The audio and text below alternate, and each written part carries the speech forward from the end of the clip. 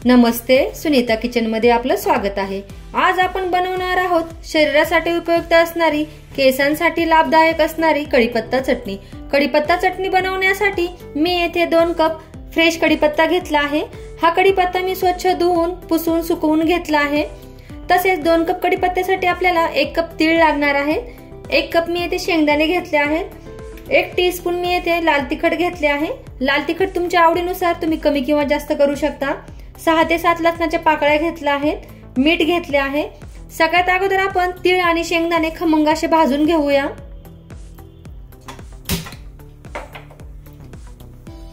तीळ हे आपल्याला खमंग असे मंद गॅसवर भाजून घ्यायचे आहेत।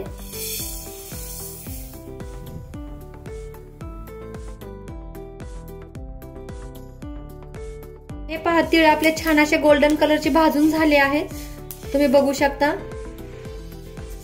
आता आपण हे तीळ एका वाटीमध्ये काढून घेऊया आणि शेंगदाणे भाजून घेऊया।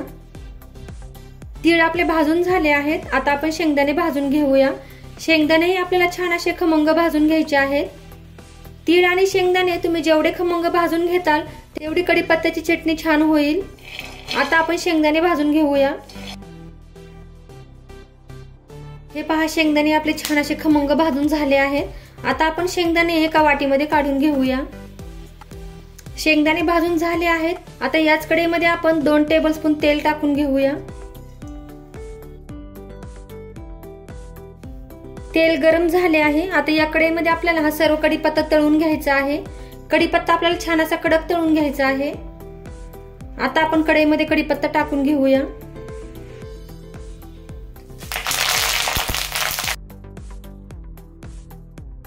हे पहा, कढीपत्ता छान असा कडक तळून झाला आहे।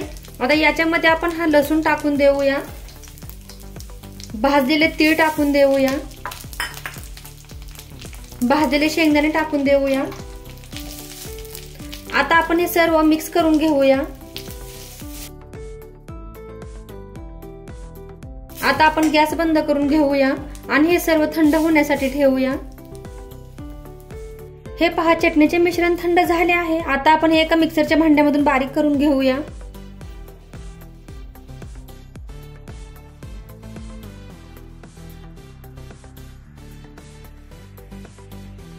आता आपण याच्यामध्ये हे लाल तिखट टाकून घेऊया।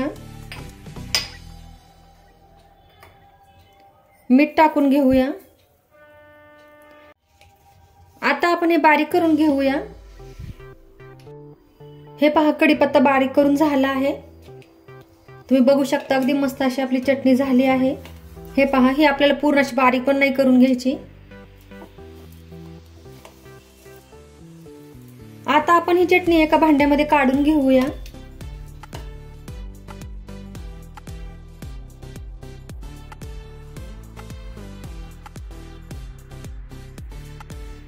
हे पहा, अशा प्रकारे आपली शरीरासाठी पौष्टिक असणारी, केसांसाठी लाभदायक असणारी चटकदार कढीपत्त्याची चटणी तयार झाली आहे।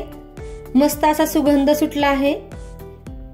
ही चटणी 2 ते 3 महिने आरामात टिकते। तुम्ही नक्की एकदा ट्राय करा, अगदी झटपट होते ही चटणी।